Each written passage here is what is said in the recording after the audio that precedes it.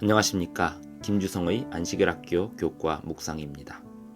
2023년도 제1기 2과를 시작합니다. 제목은 하나님의 언약, 우리와 맺으시다. 1월 8일 일요일 교과부터 시작합니다. 일요일 교과 소제목은 구원의 언약입니다. 예수님께서 갈바리 십자가에서 죽으심으로 구원이 이루어질 수 있었습니다. 이 구원은 십자가 그 이전에 살았던 모든 사람과 이후에 사는 모든 사람에게 구원을 받을 수 있는 기회를 열어 주었습니다.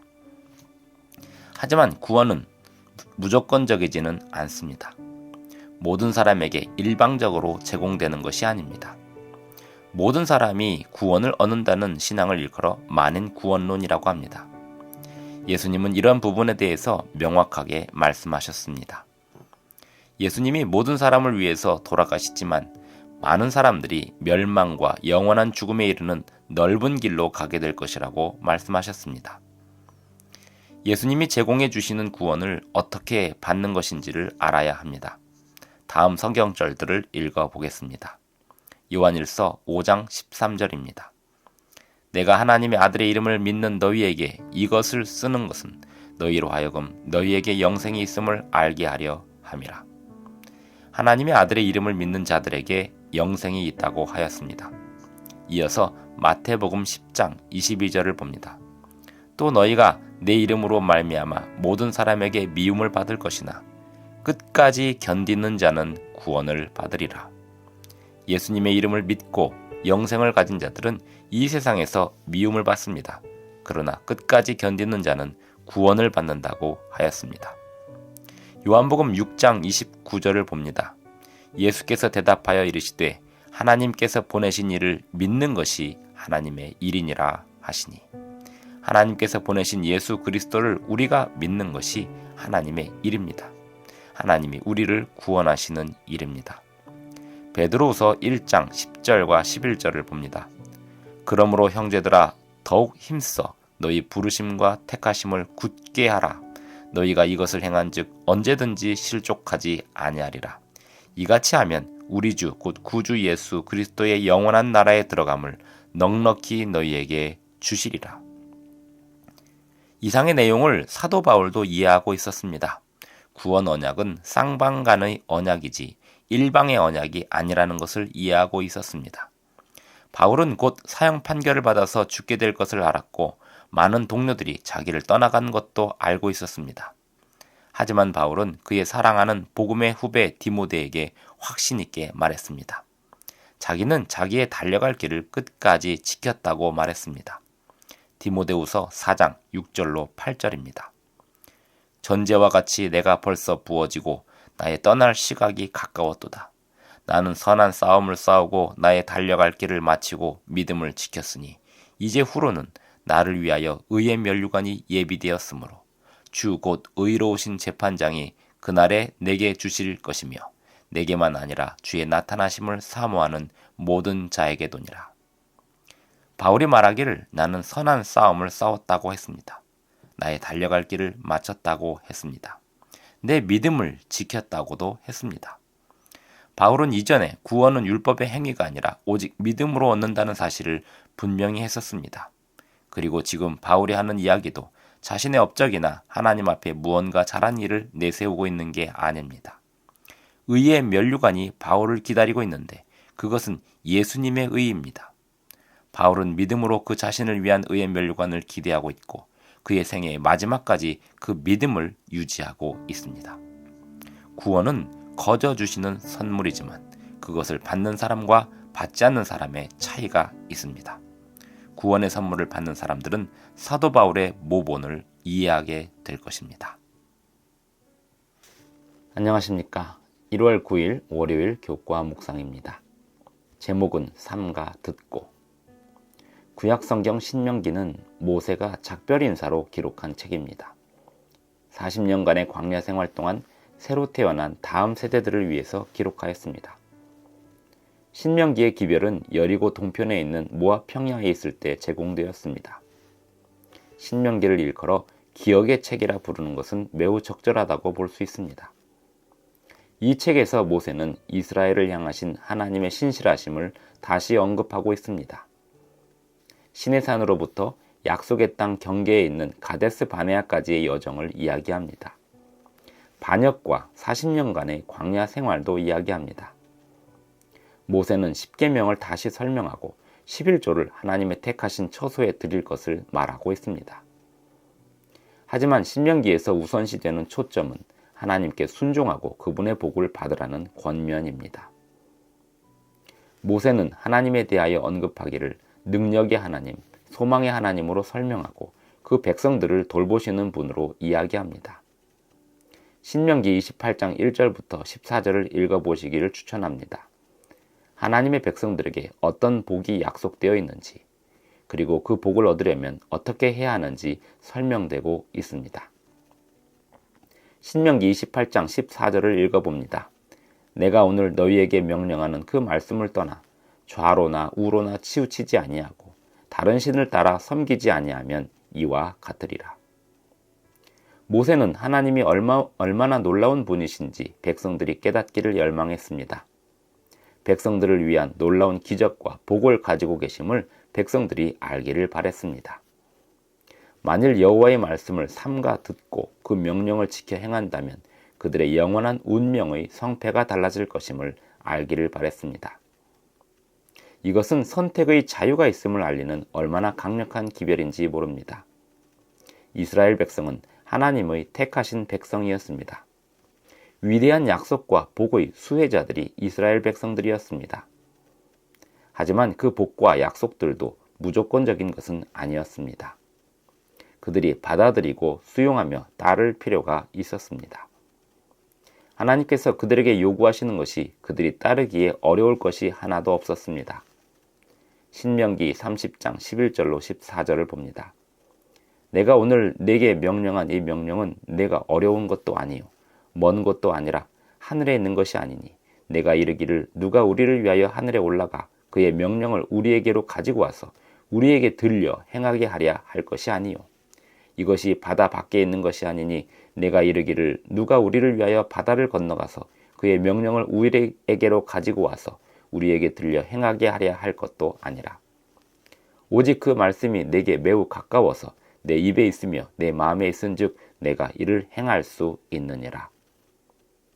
물론 약속된 복 이면에 저주에 대한 경고도 있었습니다. 그들이 만약 불순종한다면 저주가 따르게 될 것이었습니다.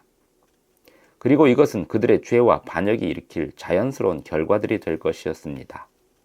그들이 만약 하나님께 불순종한다면 인간 세상에서의 죄악이 빚어내는 자연스러운 결과들을 비극적으로 맞이하게 될 것이었습니다.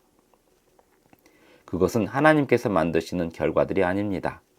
그러나 이스라엘 백성들이 하나님께 순종한다면 하나님께서는 이 세상의 많은 인과관계들에 개입하시고 당신의 백성들을 구원하실 수많은 방법들을 보여주실 수 있으셨습니다. 신명기 28장 1절의 말씀을 읽고 마칩니다. 내가 내 하나님 여호와의 말씀을 삼가 듣고 내가 오늘 내게 명령하는 그의 모든 명령을 지켜 행하면 내 하나님 여호와께서 너를 세계 모든 민족 위에 뛰어나게 하실 것이라. 안녕하십니까. 1월 10일 화요일 교과 묵상입니다. 제목은 여호와를 공경하라. 구약 성경 잠언은 어떤 책일까요? 잠언은 옳고 그름에 관한 말씀들이 많이 있지만 실은 지혜와 어리석음에 관한 성격이 더 강합니다. 잠언을 읽을 때면 지혜의 장점들과 어리석음의 위험성들에 대하여 확인할 수 있습니다.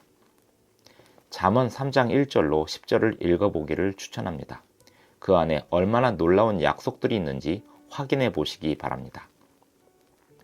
그 성경절들에서 재물과 소산물의 처음 익은 열매가 무엇을 의미하는지를 아는 것도 중요합니다. 잠언 3장 6절로 10절을 읽습니다. 너는 범사의 그를 인정하라. 그리하면 내 길을 지도하시리라. 스스로 지혜롭게 여기지 말지어다. 여호와를 경외하며 악을 떠날지어다. 이것이 내 몸에 양약이 되어 내 골수를 윤택하게 하리라. 내 재물과 내 소산물의 처음 익은 열매로 여호와를 공경하라. 그리하면 내 창고가 가득히 차고 내 포도즙 틀에 새 포도즙이 넘치리라. 하나님께서는 우리 모든 소유의 경영에 관하여 하나님을 첫째로 섬길 것을 바라시고 계십니다. 하나님이 모든 것의 소유주 되심을 인정하고 우리에게 필요한 것을 공급하시는 하나님을 믿는 신앙을 표현하는 것으로서 하나님을 섬기기를 바라십니다. 우리가 하나님을 첫째로 섬긴다면 그 다음 모든 것들에 대하여 복을 주실 것입니다. 하나님을 첫째로 섬긴다는 것은 믿음과 신뢰의 행동이고 하나님을 전심으로 신뢰함을 나타내는 것입니다. 우리 자신의 지식을 의존하지 않음을 말하는데 이 부분이 매우 중요합니다. 왜냐하면 많은 일들이 우리 자신의 지식 너머의 일들로 일어나기 때문입니다. 하나님의 사랑을 신뢰하도록 붙들어주는 힘에 있어서 예수님의 십자가 사랑보다 더 큰 힘이 없습니다. 우리 모두에게 보내주신 예수님이 이 세상의 창조주이실 뿐 아니라 우리를 붙드시는 분이시고 우리를 피로 사신 분이심을 깨닫는다면 우리가 가진 재물과 소산물의 첫 열매를 하나님께 드리는 것이 우리가 드리는 최소한의 기본임을 인식하게 될 것입니다. 청지기에게 보내는 기별 81쪽의 글을 읽겠습니다. 주께서는 10분의 1을 당신의 것이라고 주장하실 뿐 아니라 그것을 어떻게 당신을 위하여 떼어두어야 하는가를 말씀하신다. 그분은 말씀하시기를 내 재물과 내 소산물의 처음 익은 열매로 여호와를 공경하라고 하신다. 우리가 먼저 자신을 위해서 쓰고 나머지를 주님께 가져오는 것이 정직한 11조라고 가르치지 않는다. 하나님의 것을 먼저 떼어 놓으라. 하나님께서 말씀하시기를 우리가 하나님을 첫째로 섬긴다면 우리의 창고가 가득히 차게 될 것이라고 말씀하십니다. 그러나 이 일은 갑자기 이루어지지는 않습니다. 즉 어느 날 갑자기 일어나 보니 창고가 가득히 차 있고 통에 먹을 것이 잔뜩 담겨 있더라는 식으로 일어나지는 않는다는 것입니다. 대신에 성경은 청지기로서 지켜야 할 여러 가지 원칙들을 담고 있습니다. 신중한 계획과 재정을 관리하는 책임들에 대하여 성경은 가르치고 있습니다. 하나님께서 우리를 부르셔서 계획과 책임에 관하여 신실하게 하시는데 그것이 우리의 기본이자 궁극적인 책임임을 인식하도록 하십니다. 이러한 책임은 우리의 창고가 빈약하고 통이 비어있는 어렵고 힘든 시기에도 변함이 없습니다. 아무리 어렵고 힘든 시기에도 우리는 하나님 앞에 신실해야 합니다. 하나님이 살아계시고 우리를 위해 구원을 베푸시는 분이심을 온전히 믿는다면 그렇게 할 수 있습니다. 안녕하십니까. 1월 11일 수요일 교과 묵상입니다. 제목은 11조 언약. 11조를 하나님께 드리는 일은 하나님과의 관계를 영적으로 돈독하게 하는 역할을 합니다. 이스라엘 백성들이 하나님께 순종하고 11조를 신실하게 드렸을 때 번영했습니다. 반면에 그렇게 하지 않을 때면 힘들고 어려운 시기를 맞게 되곤 하였습니다. 하나님께 순종할 때면 번영하고 불순종할 때면 어려운 시기를 맞는 순환이 반복되었습니다. 하나님께서 말라기 선지자를 통하여 이스라엘 백성들과 쌍방의 언약을 말씀하셨던 시기는 그들이 하나님께 신실하지 않았던 시기였습니다. 성경 말라기 3장 7절로 11절을 읽어보겠습니다. 이 성경절에서 어떤 약속과 의무들이 언급되고 있는지 확인해 보겠습니다. 만군의 여호와가 이르노라. 너희 조상들의 날로부터 너희가 나의 규례를 떠나 지키지 아니하였도다. 그런즉 내게로 돌아오라. 그리하면 나도 너희에게로 돌아가리라 하였더니 너희가 이르기를 우리가 어떻게 하여야 돌아가리이까 하는도다. 사람이 어찌 하나님의 것을 도둑질하겠느냐. 그러나 너희는 나의 것을 도둑질하고도 말하기를 우리가 어떻게 주의 것을 도둑질하였나이까 하는도다. 이는 곧 11조와 봉헌물이라. 너희 곧 온 나라가 나의 것을 도둑질하였으므로 너희가 저주를 받았느니라. 만군의 여호와가 이르노라. 너희의 온전한 11조를 창고에 들여 나의 집에 양식이 있게 하고 그것으로 나를 시험하여 내가 하늘 문을 열고 너희에게 복을 쌓을 곳이 없도록 붙지 아니하나 보라. 만군의 여호와가 이르노라. 내가 너희를 위하여 메뚜기를 금하여 너희 토지 소산을 먹어 없애지 못하게 하며 너희 밭의 포도나무 열매가 기한 전에 떨어지지 않게 하리니. 하나님께서 약속하시기를 그들이 하나님께로 돌아오면 그들에게 돌아오시겠다고 말씀하십니다. 백성들이 하나님께 돌아간다는 것이 무엇을 의미하는지 물었을 때 하나님은 분명히 말씀하셨습니다. 11조와 헌물을 도둑질하기를 멈추라 하셨습니다. 도둑질이 저주의 원인이었습니다. 저주를 해결할 방법은 분명했습니다. 너희의 온전한 11조를 창고에 들이라는 것이었습니다. 그렇게 한다면 하늘문을 열고 복을 쌓을 곳이 없도록 붙지 아니하나 보라고 말씀하셨습니다. 복을 담기에 창고가 부족할 정도라면 다른 사람들을 돕고 하나님의 사업을 확장시킬 수 있게 도울 수도 있습니다. 청지기에게 보내는 기별 75쪽의 글을 읽습니다. 그대들을 위하여 독생자를 주신 분께서 그대와 언약을 맺으셨다. 주님께서는 그대에게 축복을 주시고 그에 대한 합당한 반응으로 11조와 헌물을 가져오라고 하신다. 아무도 이 문제에 관해서 듣지 못했다고 말하지 못하게 하라. 11조와 헌물에 관한 하나님의 계획은 말라기 3장에 분명히 기록되어 있다. 하나님께서는 인간 대리자들에게 그들과 맺은 언약에 충실하라고 요청하신다. 이스라엘의 역사에서 순종의 좋은 시기 중 하나가 유다왕 히스기야의 통치 시기입니다. 유다의 진정한 부흥이 있던 시기였습니다. 백성들이 성전 창고에 11조와 헌물을 신실하게 드리기 시작했습니다. 백성들이 가져온 11조와 헌물들이 수북이 쌓였습니다. 역대하 31장 5절을 보면 이스라엘 자손이 곡식과 포도주와 기름과 꿀과 밭의 모든 소산의 첫 열매들을 풍성히 드렸고 또 모든 것의 11조를 많이 가져왔다고 했습니다. 안녕하십니까. 1월 12일 목요일 교과 묵상입니다. 제목은 너희는 먼저. 마가복음 12장 37절을 읽습니다. 다윗이 그리스도를 주라 하였은즉 어찌 그의 자손이 되겠느냐 하시니 많은 사람들이 즐겁게 듣더라.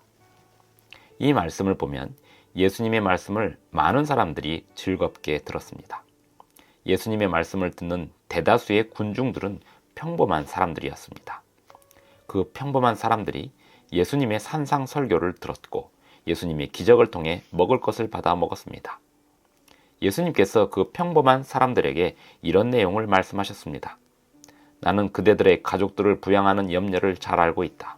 매일의 먹을 것과 마실 것을 위한 염려와 따뜻하고 몸을 보호할 옷을 위한 염려를 잘 알고 있다.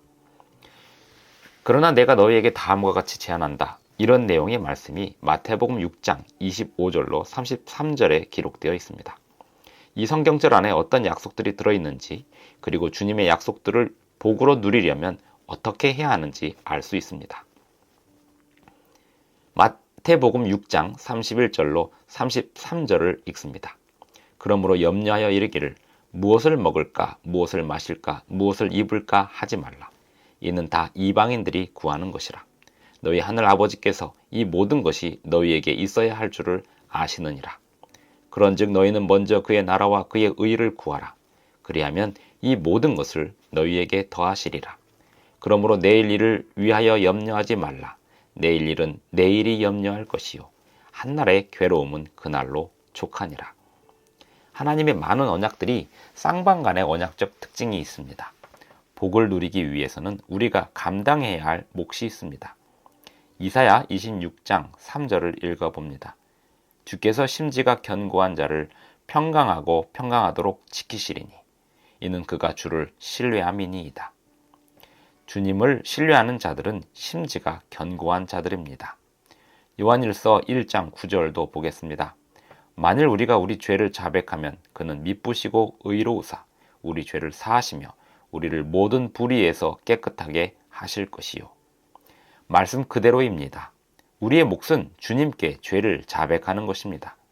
주님은 우리 죄를 사하시며 우리를 불의 가운데서 건져내시고 깨끗하게 해주실 것입니다. 역대하 7장 14절을 봅니다. 내 이름으로 일컫는 내 백성이 그들의 악한 길에서 떠나 스스로 낮추고 기도하여 내 얼굴을 찾으면 내가 하늘에서 그들의 죄를 사하고 그들의 땅을 고칠지라. 이상의 성경절들이 강조하는 바가 있습니다. 하나님이 통치자 되시고 창조주이시고 삶을 유지할 수 있도록 돌보시는 분이시지만 선과 악 사이에 큰 전쟁이 벌어지고 있는 이 땅에 사는 우리들로서는 우리 각자의 몫이 있다는 사실입니다.